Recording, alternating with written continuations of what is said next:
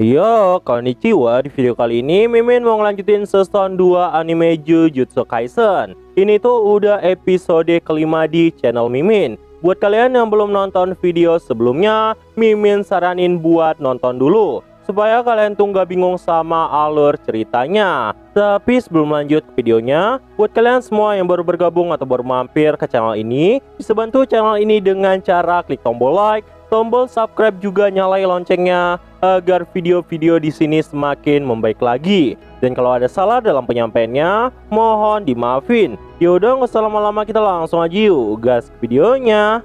Cerita dimulai. Gak lama setelah pertarungan antara Toji Fushiguro melawan Gojo Satoru, datanglah Suguru Geto ke tempat kejadian sebelumnya. Dan terlihatlah roh kutukan dari Toji yang saat itu sudah berada di lantai. Dan di sisi lain, terlihatlah Gojo yang ternyata telah sampai di tempat Amane. Saat itu, terlihatlah banyak orang tua yang ada di tempat itu. Melihat Geto yang saat itu baru sampai, Satoru pun langsung berkata, "Kau telat, Suguru. Tapi jika ku pikir-pikir, kau datang terlalu cepat sekarang. Lagi pula kultus Star ini memiliki banyak bangunan di kota ini." Melihat Gojo Satoru yang ternyata masih hidup, Geto pun jadi kaget banget dan bertanya-tanya apa yang terjadi. Dirinya yang khawatir pada temannya itu pun langsung bertanya apakah Gojo sudah pergi ke Syoko untuk mengobati dirinya. Gojo saat itu berkata bahwa Syoko telah menyembuhkannya. Lagi pula, Gojo saat ini merasa dirinya baik-baik aja. Melihat kondisi Riko Amana yang saat itu sudah tak bernyawa, Geto pun berkata, "Lupakan saja, selama kau baik-baik saja itu tidak masalah. By the way, maafkan aku, Satoru." Gojo yang mendengar itu pun langsung menjawab bahwa itu bukan salah Geto. Namun ketika Geto mengajak Gojo untuk kembali, Gojo pun berkata dengan ekspresi dinginnya, "Hei Geto, haruskah aku membunuh mereka semua? Jika kita melakukannya sekarang, aku mungkin tidak akan merasakan belas kasihan apapun." Namun Suguru Geto saat itu berkata enggak, karena baginya nggak ada gunanya melakukan hal itu. Sejauh yang Geto ketahui, hanya ada kultus non-Shaman di sini. Pelanggar utama yang mengetahui mereka telah kabur. Jadi Geto saat itu nggak mau membiarkan Gojo melakukan tindakan yang salah dengan membunuh orang-orang non-Shaman di tempat itu. Mendengar itu, Gojo pun bertanya, "Lalu apakah semua itu benar-benar diperlukan?" Geto pun saat itu menjawab, "Itu memang diperlukan, khususnya untuk umat manusia." 1 tahun pun telah berlalu. Sampailah mereka di bulan Agustus tahun 2007. Terlihatlah Gojo dan teman-temannya yang saat itu sedang berlatih. Saat itu, Geto memegang sebuah penghapus dan Syoko memegang sebuah pulpen. Mereka pun langsung melemparkan benda itu secepat mungkin ke arah Gojo. Namun Gojo yang melihat itu malah bisa menangkap semua benda itu. Gojo pun kemudian berkata, eksperimen ini ternyata berjalan lancar. Melihat itu, kedua temannya itu pun langsung kaget dan bertanya, kenapa Gojo bisa melakukan itu dengan sangat cepat. Gojo pun kemudian jelasin, apa yang dilakukannya secara manual kini telah menjadi otomatis. Jadi, Gojo bisa mengurutkan benda dari tingkat bahaya dengan jumlah energi terkutuknya. Tapi sekarang, Gojo juga bisa mengurutkan dari massa dan kecepatan serta bentuknya. Akan lebih baik jika Gojo bisa mengumpulkan hal yang beracun, tapi sepertinya itu masih sulit. Dan dengan ini, Gojo akan bisa membiarkan teknik Infinity ini selalu aktif dengan energi yang sangat minimal. Mendengar itu, Syoko pun kemudian bertanya, apakah Gojo akan membakar otak jika dia terus membiarkan skillnya itu aktif?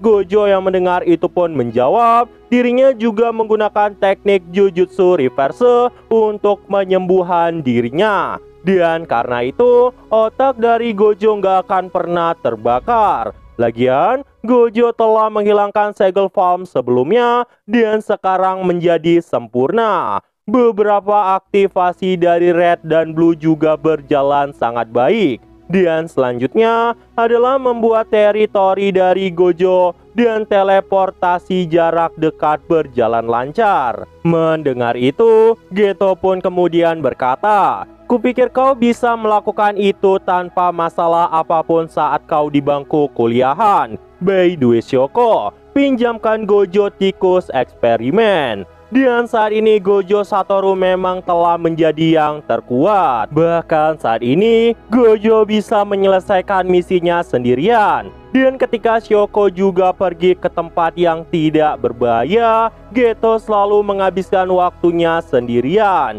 Dan perlahan itu mulai merubah Geto dalam stresnya sendiri. Namun ketika ditanya oleh teman-temannya, Geto selalu menjawab bahwa dirinya baik-baik saja. Selama musim panas, Geto hanya membasmi dan memakan semua roh kutukan lagi dan lagi. Dan rasa dari roh terkutuk yang tidak pernah diketahui orang lain memiliki rasa yang sangat menjijikan. Seolah Geto sedang menelan kain yang diusap dengan muntah. Namun Geto terus memakan itu. Geto pun terus bertanya-tanya untuk apa dia melindungi manusia. Karena sejak kejadian sebelumnya, Geto pun terus bertanya-tanya pada dirinya. Apa yang dia lihat bukanlah hal yang aneh. Para non-Shaman juga mau bertahan hidup dan memutuskan untuk bertarung dengan para Shaman. Namun disinilah Geto membulatkan tekadnya. Sebagai orang yang kuat, dia akan memenuhi kewajibannya sendiri dan memutuskan untuk menjadi Shaman. Dan di mata Geto saat ini, para non-Shaman tidak berbeda dari seekor monyet. Gak lama setelah itu, ketika Geto sedang sendiri di ruangannya, gak lama datanglah Haibara ke tempat itu. Mereka pun saat itu sempat berbincang-bincang sedikit. Haibara pun mulai menceritakan bahwa dirinya akan pergi ke daerah yang sangat jauh. Namun di sini Geto pun bertanya, "Haibara, apakah menurutmu kau bisa tetap menjadi Shaman? Apakah ini tidak berat bagimu?" Mendengar itu, Haibara pun menjawab, "Aku bukanlah tipe orang yang berpikir terlalu dalam. Ini menyenangkan bagiku, melakukan yang terbaik dalam hal yang bisa kulakukan." Mendengar itu, Geto sebenarnya agak terkejut. Namun dia tidak terlalu menghiraukan perkataan dari Haibara. Namun tiba-tiba datanglah seorang wanita ke tempat itu yang bertanya pada Geto, "Apa tipe gadis kesukaanmu?" Geto yang mendengar itu pun langsung bertanya, "Siapa dirimu?" Namun karena saat itu Haibara menjelaskan bahwa wanita itu bukan orang jahat, Geto pun jadi tenang aja. Karena Haibara berkata bahwa dirinya cukup bagus dalam menilai orang. Dan singkat cerita, setelah Haibara pergi dari tempat itu, Geto pun mulai berbincang-bincang dengan wanita itu. Wanita itu pun kemudian berkata, "Dia itu adik kelasmu, bocah yang sangat jujur dan lucu." Mendengar itu, Geto pun kemudian berkata, sebagai penyihir jujutsu, dia seharusnya tidak terlalu percaya pada orang lain.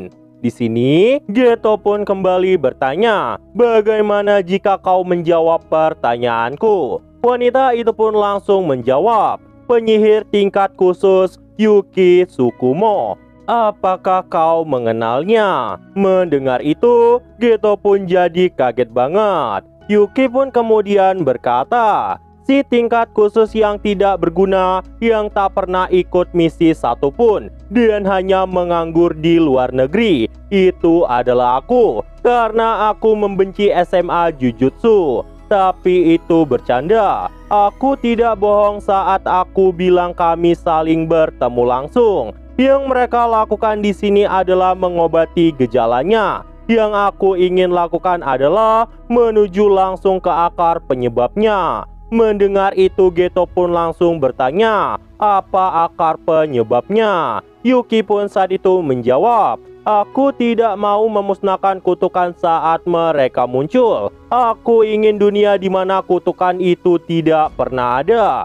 Bagaimana kalau aku cerita sedikit? Jadi, kutukan itu sebenarnya tercipta saat energi kutukan bocor dari manusia. Kemudian, energi itu pun mulai mengendap dan berubah wujud. Yuki pun saat itu menegaskan kepada Geto, ada dua cara untuk menciptakan dunia di mana tidak pernah ada kutukan. Yang pertama, menghilangkan semua energi kutukan dari semua umat manusia. Dan yang kedua, mengajari manusia cara untuk mengendalikan energi kutukan. Yang pertama itu memang bukanlah ide yang buruk, dan memang ada kasus model untuk melaksanakannya. Mendengar itu, Geto pun langsung bertanya siapa contohnya. Yuki pun saat itu menjawab, contohnya adalah seseorang yang kau kenal, yang tidak lain adalah Zen Touji, yang merupakan Toji Fushiguro.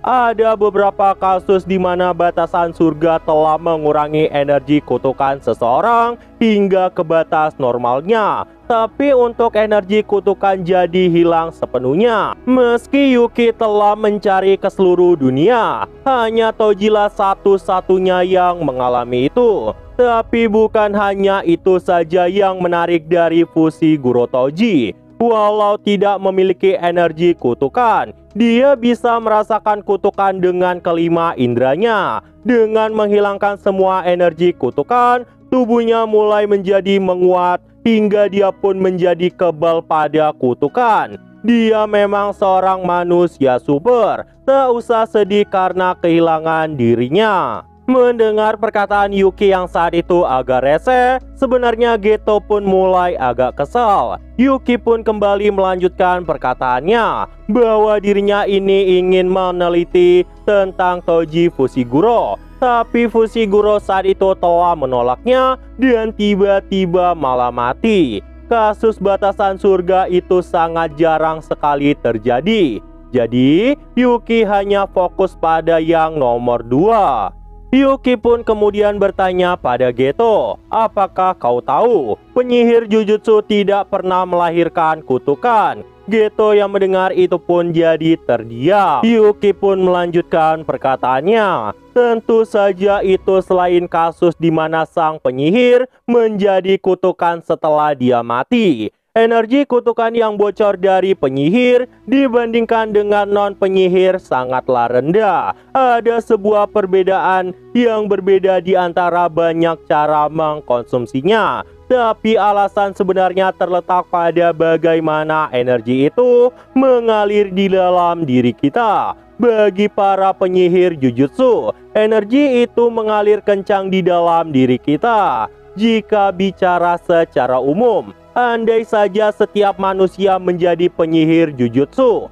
kutukan tidak akan pernah terlahir lagi. Geto yang mendengar itu pun tiba-tiba merubah raut wajahnya, seolah Geto mulai mengerti satu hal. Geto pun kemudian bertanya pada Yuki, lalu kenapa kita tidak membunuh saja semua orang yang bukan penyihir Jujutsu? Yuki yang melihat keanehan pada Geto itu pun mulai menjawab, Geto, itu memang sebuah pilihan, tapi itu mungkin rute yang paling mudah. Hilangkan semua yang bukan penyihir Jujutsu dan membuat sebuah situasi di mana bertahan hidup terletak pada adaptasi masyarakat berbasis penyihir Jujutsu. Dengan kata lain, kita akan melakukan evolusi paksaan, sama seperti bagaimana burung mendapatkan sayap, menggunakan bahaya dan ketakutan sebagai katalis. Tapi bukankah itu gila? Apakah kau membenci mereka yang bukan penyihir Jujutsu, Geto? Geto yang mendengar itu pun kemudian berkata tidak tahu dan mengingat kejadian sebelumnya di mana mereka sampai frustasi karena orang-orang tua sebelumnya. Geto pun kemudian menjawab, sebenarnya aku dulu berpikir bahwa penyihir Jujutsu itu ada untuk melindungi umat manusia. Tapi belakangan ini aku mulai ragu apakah mereka layak untuk kita lindungi. Bahkan mereka juga melakukan hal-hal keji di belakang kita. Kebaikan mereka yang lemah, keburukan mereka yang lemah. Aku tak lagi bisa membedakan keduanya atau menerimanya. Sebagian dari diriku memandang rendah mereka, tapi sebagian dari diriku yang lain mencoba untuk menolak perasaan itu. Jika menjadi penyihir Jujutsu itu seperti lari maraton, maka garis finishnya sangat tidak jelas.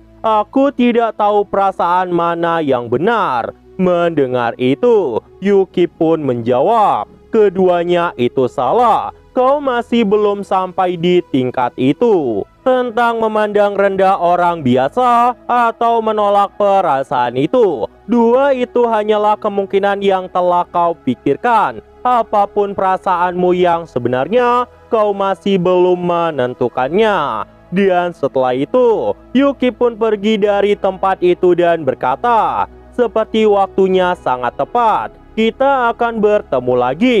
Tapi aku juga berharap bisa menyapa Gojo juga sebagai rekan sesama penyihir tingkat khusus. Mari kita rukun. Mendengar itu, Geto pun berkata, akan kusampaikan salammu pada Gojo. Sebelum perginya Yuki dari tempat itu, Yuki pun kemudian berkata, ada satu hal lagi yang ingin ku bicarakan padamu, Suguru. Jangan khawatir soal apa yang terjadi dengan tubuh Star Plasma. Mau ada tubuh yang lain atau tubuh yang lain telah terlahir, apapun itu Tengen sudah stabil.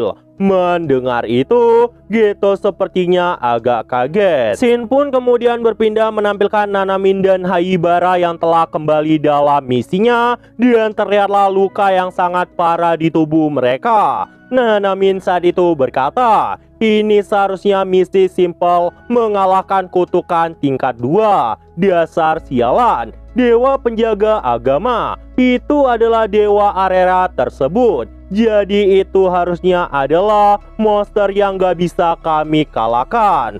Mendengar itu, Geto pun langsung menutup wajah Haibara. Dan sepertinya Haibara saat ini telah tiada. Dan karena itu, Geto pun meminta Nanamin untuk istirahat karena Gojo telah mengambil misi itu. Nanamin pun kemudian menjawab, kenapa tidak serahkan saja padanya mulai sekarang sejak awal? Mendengar kerasnya perjalanan dari penyihir Jujutsu, tekad Geto pun mulai padam di sini. Geto mulai beranggapan, bagaimana jika di jalan finishnya hanya ada gunung mayat untuk rekan penyihir Jujutsu?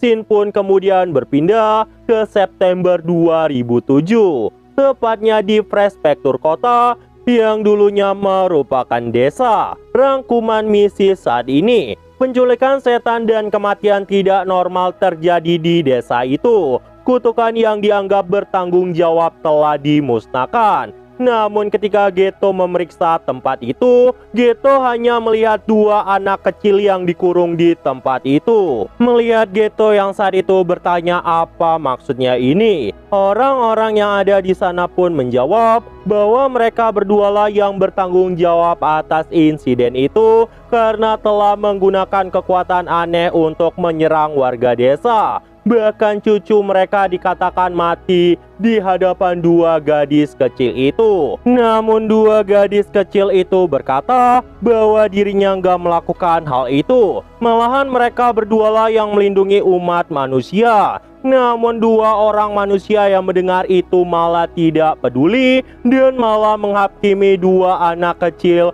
yang memiliki kemampuan Jujutsu. Dan di sini Geto pun mulai berubah. Di dalam diri Geto terus berkelahi. Sebagian dirimu yang memandang rendah non penyihir, sebagian dirimu yang mencoba melawan perasaan itu. Mari kita lihat apa yang kau inginkan sebenarnya. Kau akan menentukan semuanya di sini. Dan hasilnya pun kemudian terungkap. 112 penduduk di desa itu pun ditemukan telah tewas yang dilakukan oleh Suguru Geto. Suguru Geto pun dikabarkan telah melarikan diri dan menjadi buronan yang akan dihukum mati. Setelah kabar itu sampai di telinga Gojo, Gojo pun saat itu kaget banget karena Gojo nggak menyangka hal itu bisa terjadi. Sensei Yaga pun kembali berkata, "Jangan membuatku mengulangi kata-kataku. Suguru Geto telah menghabisi satu desa yang harusnya dia selamatkan."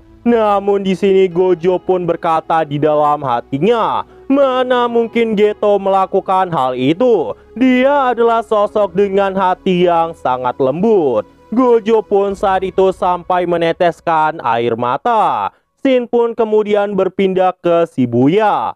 Terlihatlah Shoko yang saat itu sedang berjalan-jalan di tempat itu. Namun gak lama seseorang pun menyapa Shoko dengan berkata, "Hei kau yang ada di sana." Ternyata itu adalah Geto. Shoko yang melihat Geto itu pun langsung berkata, "Ternyata si kriminal, apakah kau butuh sesuatu dariku?" Geto pun saat itu berkata, "Aku cuma mau mengetes keberuntunganku. Apakah aku akan mati kali ini?" Shoko pun kemudian bertanya kepada Geto, "Aku ingin memastikan apakah semua tuduhan itu adalah kesalahpahaman." Namun Geto yang mendengar itu tidak salah paham. Geto benar-benar menghabisi semuanya. Geto pun juga jelasin bahwa dirinya ingin menciptakan dunia di mana hanya ada Shaman dan para non-Shaman harus dibunuh. Shoko yang mendengar itu pun tertawa dan berkata, "Itu sangat menggelikan. Gak akan ada orang yang akan memahamimu jika kau berniat melakukan hal itu. Semua terdengar kekanak-kanakan bagiku." Shoko pun kemudian menelpon Gojo dan memberitahu bahwa Geto saat ini ada di Shinjuku. Dan saat itu Geto pun langsung pergi dari tempat itu. Namun ketika Geto ingin pergi dari tempat itu, muncullah Gojo Satoru tepat di depannya. Gojo pun kemudian bertanya pada Geto, "Suguru, jelaskan semua padaku." Mendengar itu, Geto pun kemudian berkata, dia memang melakukan semuanya sendiri. Gojo yang mendengar itu pun jadi nggak mengerti kenapa Geto membunuh semuanya termasuk orang tuanya sendiri. Namun Geto yang mendengar itu pun berkata, "Aku tidak boleh membuat pengecualian untuk orang tuaku bukan, dan keluargaku bukan cuma mereka saja." Mendengar itu, Gojo pun kemudian bertanya, "Kukira kau tidak mau membunuh siapapun. Kenapa kau malah melakukan hal ini? Katakan semua padaku. Kenapa kau mau membuat dunia dengan Shaman dan membunuh semua non-Shaman? Mana mungkin itu bisa berhasil?" Namun Geto yang mendengar itu pun berkata, "Kenapa kau mengatakan hal yang aku lakukan itu adalah hal bodoh? Mencoba hal bodoh yang kau tahu tidak akan berhasil sama sekali tidak ada artinya. Tapi itu terlalu sombong Gojo Satoru. Kalau bagi dirimu, hal itu pasti bisa dilakukan bukan? Kalau itu memungkinkan bagimu, kenapa kau mengatakan bahwa itu mustahil bagiku? Apa itu karena yang terkuat adalah kau Gojo Satoru? Atau apa kau Gojo Satoru karena kaulah yang terkuat?" Mendengar itu, Gojo pun tidak mengerti maksud perkataan dari Suguru Geto. Namun Suguru Geto pun kemudian berkata, "Kalau aku menjadi dirimu, bahkan ide bodoh ini pasti akan berhasil. Bukankah begitu Satoru? Aku sudah memutuskan bagaimana aku akan hidup. Jadi sekarang aku tidak peduli apa yang bisa kulakukan untuk mencapainya." Gojo yang mendengar itu pun langsung siaga untuk bersiap menyerang Geto. Namun Geto pun kemudian berkata, "Bunuh saja aku jika kau mau. Setidaknya itu punya arti." Namun Gojo saat itu mengurungkan tekadnya dan membiarkan Geto pergi dari tempat itu. Gak lama, datanglah Sensei Yaga ke tempat Gojo yang saat itu berada di atas tangga. Sensei Yaga pun kemudian bertanya kenapa Gojo tidak mengejarnya. Gojo pun kemudian menjawab, "Kenapa aku mengejarnya? Apakah kau ingin memintaku untuk mengejar orang itu?" Mendengar itu, Sensei Yaga pun langsung meminta Gojo untuk melupakannya dan meminta maaf karena telah menanyakan hal itu. Di sini, Satoru pun bertanya kepada Sensei Yaga, "Guru, aku ini kuat bukan?" Namun Sensei Yaga saat itu berkata, "Kau memang kuat, tapi kau juga sombong sekali." Namun di sini Gojo pun berkata, "Sepertinya kuat saja masih belum cukup. Aku hanya bisa menyelamatkan mereka yang sudah siap untuk diselamatkan." Di sisi lain, terlihatlah Geto yang saat itu sedang berbicara dengan rekan Toji Fushiguro sebelumnya. Geto pun berkata, "Aku kira kultus Star Globe sudah bubar." Rekannya itu pun menjawab, "Sekarang ini adalah organisasi yang berbeda, tapi pada dasarnya masih sama. Di mata publik, ini terlihat hanya dinamai ulang. Tapi apa kau peduli soal itu?" Geto yang mendengar itu pun berkata, "Selama aku bisa mengumpulkan uang dan kutukan lagi, aku akan melakukan segalanya." Dan di sini, dua anak yang sebelumnya telah membantu warga desa dan malah dihukum, akhirnya diselamatkan oleh Geto Suguru. Dan disinilah aksi Geto pun dimulai. Geto pun saat itu langsung menyambut orang-orang yang sudah berada di tempat itu. "Semuanya, maaf telah membuat kalian menunggu. Mulai sekarang, seluruh organisasi ini akan menjadi milikku. Kita juga akan beroperasi dengan nama yang berbeda. Jadi kuharap kalian semua mematuhiku." Namun saat itu, terjadilah penolakan besar. Sehingga Geto pun berkata, "Ya, ini sedikit bermasalah. Aku tahu. Kalau begitu, bisakah kau naik sebentar, Shinoda?" Namun ketika Shinoda menaiki tempat itu, roh kutukan dari Geto itu pun langsung membunuhnya. Geto pun kembali berkata dengan wajah seriusnya, "Hei monyet-monyet, maukah kalian mematuhiku? Aku membenci monyet yang tidak mau patuh." Di sisi lain, terlihatlah Gojo yang saat itu sedang menemui seorang anak kecil. Gojo pun kemudian masuk ke tempat itu dan berkata, "Kau Fushiguro Megumin bukan?" Mendengar itu, Megumi kecil pun kemudian berkata, "Siapa dari dirimu? Dan apa-apaan wajah aneh itu?" Alasan Gojo memasang wajah aneh seperti itu karena Megumi ternyata mirip banget sama ayahnya Toji Fushiguro. Dan karena itu Gojo pun agak kesal melihat wajahnya. Nah, jadi itu aja untuk pembahasan kali ini. Dan tunggu video-video gua selanjutnya dan see you!